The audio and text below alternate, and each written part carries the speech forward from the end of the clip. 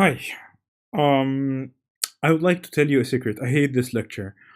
This is like I think the fifth hour I spent repeating this recording, and that is basically why you see me in different clothing. Because over the past 3 days I have done nothing but recording this.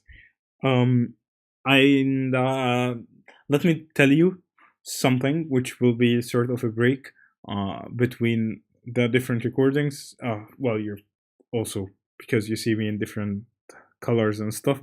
I hate Windows. I really, really despise Windows.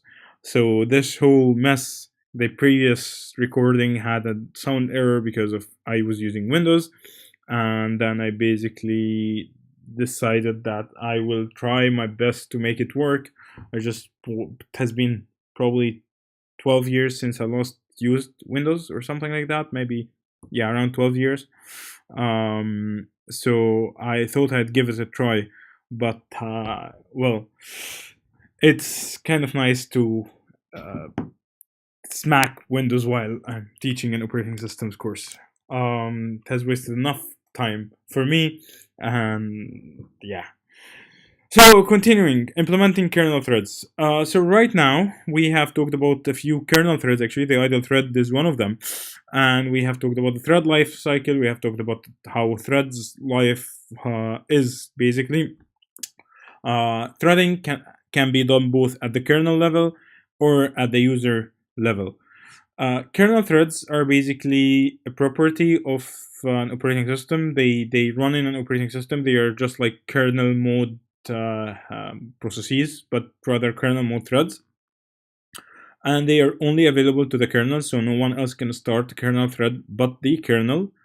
Uh, to the kernel, a kernel thread is nothing more than a single threaded user process. So it's almost the same. There are implementation differences between different operating systems and how they basically build and make kernel threads. There are multi-threaded processes using kernel threads in Linux and Mac OS. So basically, in Linux and Mac OS, you can map a user level thread to a kernel level thread. These are details that we're not really going into for now. User level threads are basically threads that happen on the user level. So just to summarize, you again have a dual nature for threads. You have threads that run on the user level that the kernel can be completely oblivious about, and you have kernel level threads. Uh, so a multi-threaded operating system kernel. This basically is an operating system that supports multi-threading like Linux, for example. So if you look at the figure that you see right now, you have the kernel, you have kernel level threads like kernel thread 1, kernel thread 2, kernel thread 3, each one of them having a thread control block. And then there is code, there are globals, there is the heap for the kernel. Okay, and you have user level processes, process 1 and process 2. Each one of them is single threaded, so there is just one thread. It's basically the process does not have anything other than the process itself, so there is no threaded code in there. So each process is basically mapped to a process in the kernel. We have basically PCBs, the PCB which is in the kernel, the stack, and so on. So each process has each user level process, basically every program that the user run, every program that the user starts.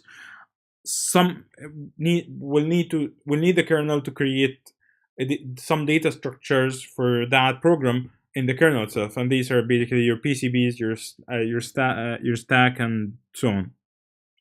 The process itself, on the user level, can have its own stack, its own globals, and its own heap.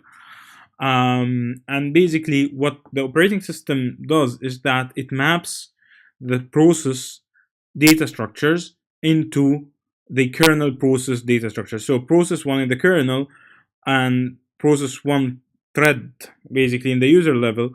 If you look at these, the what part of how multi-threaded operating system operates is basically this mapping between a process, the process data structure, and the actual implementation in the kernel level.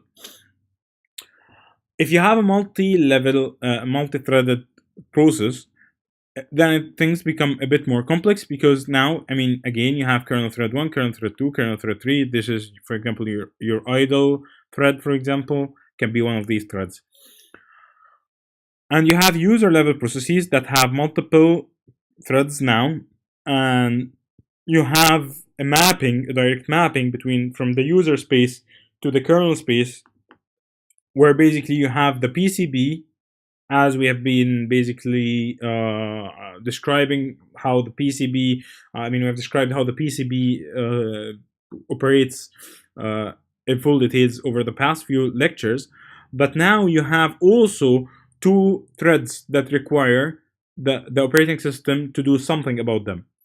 And basically, you have for each thread, you have its own thread control block. You have for each thread a TCB. And these user level threads basically are mapped to the kernel threads in the system. This is one way of implementing kernel threads. So you have void thread create, where you're basically going to create the threads, and you basically when you create a new thread, this is actually quite similar to the way that threading is kernel threads are actually implemented in Linux. It's not the code is not exact, but yeah, it's close enough. So you have basically, you create a new thread, and when you create a new thread, you basically create a new TCB. And a TCB is basically a data structure that you have defined previously, and you allocate this TCB to this thread. You also create a new stack with the initial stack size, and then the stack can grow and shrink afterwards. This is a different story.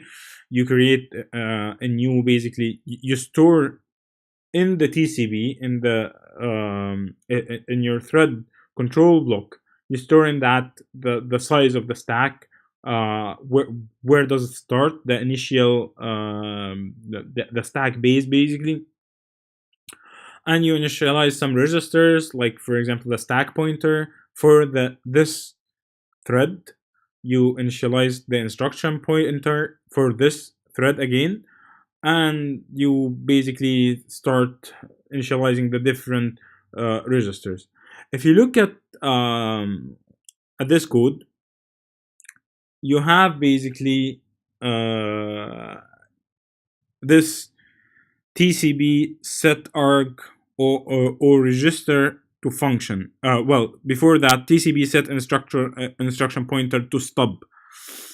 And stub is basically a function that is implemented almost, you need it implemented in almost all kernel threads. When you start a new kernel thread, you call the code for that kernel thread through this stub function.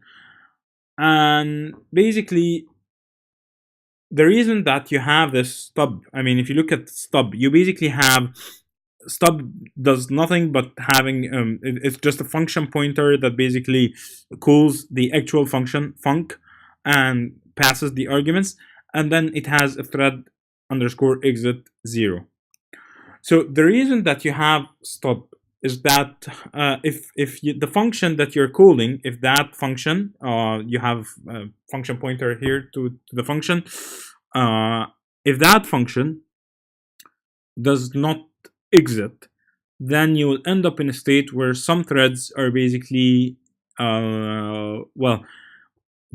are sort of loose, and they are a kernel thread. We're talking now about kernel threads. So these are threads in your kernel that never get basically deallocated, never exit. And if you have such threads, you can have basically a memory leak, where you basically, if you have many of these threads, because if you do not exit these threads, that means that these threads will just remain hanging, occupying some memory, occupying some space forever. So you call a function through stub so that you make sure that the function exits, because stub has a thread exit basically code, so that if func does not exit, thread exit will call it. And this way we make sure that threading in the kernel is safe. So when you delete a thread cannot delete itself. Basically the reason is that a thread is basically some memory, has some memory allocated, it has some functionality that it does, some code that it runs, but once that code is done, you're done with the processing in that thread finishes, there's no safe way to make the thread itself remove itself, delete its data and so on. If you basically allow threads to delete themselves, you can end up with situations where some threads never exit or never delete themselves, meaning that you can end up with memory leaks or memory corruption, and that is in your kernel memory. So that is very, very dangerous. We're now talking about kernel threading. The only way also that a thread or the processor knows, the scheduler knows that the thread exists is through its TCP. So the way that the Linux kernel is implemented and many other kernels basically is that when a thread calls exit, when there is a thread exit, either through the actual func here it calls exit, or through the thread exit call in the stub function, the thread transitions to the finished state.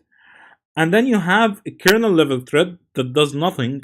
There is a kernel level the thread that runs periodically and does nothing except removing these threads that have finished.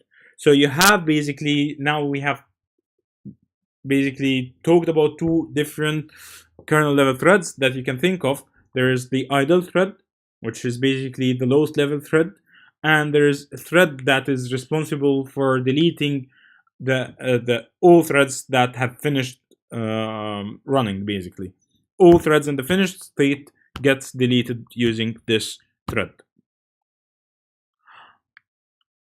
There are different context switching methods for threads. One of the first group are basically voluntary context switching. For example, when a thread calls a thread yield, and this is both in kernel.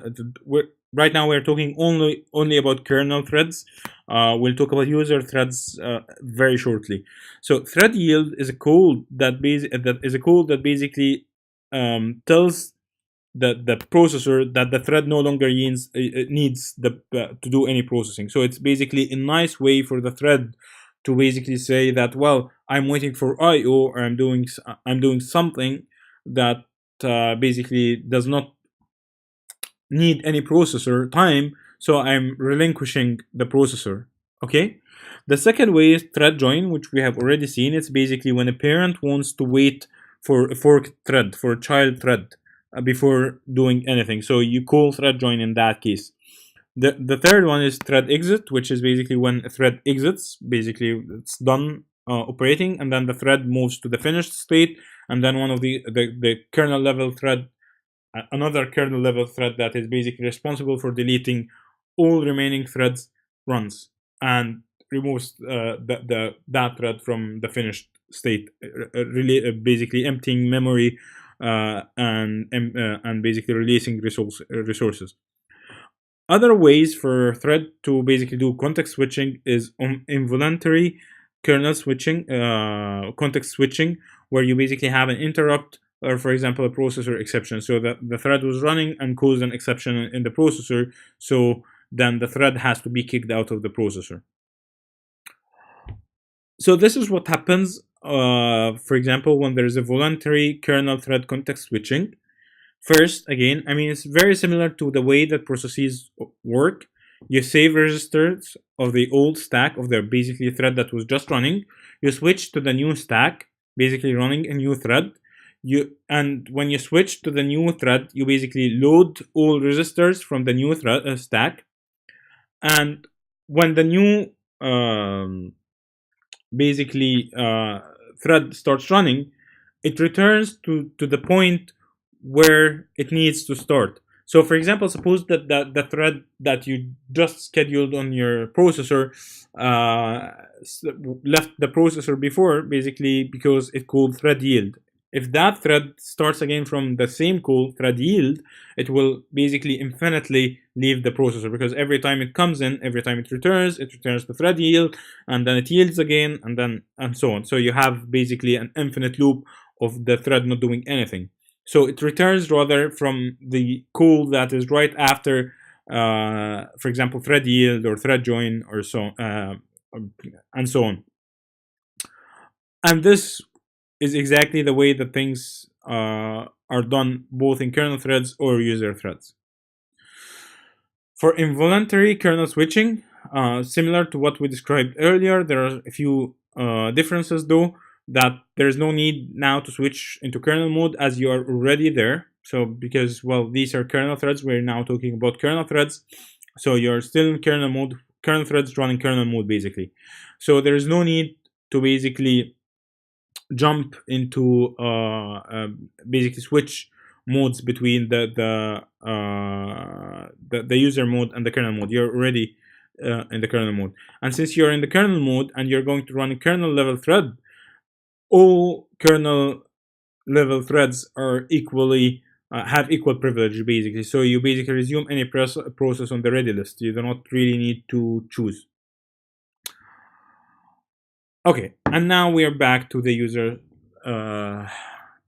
user space and three easy pieces.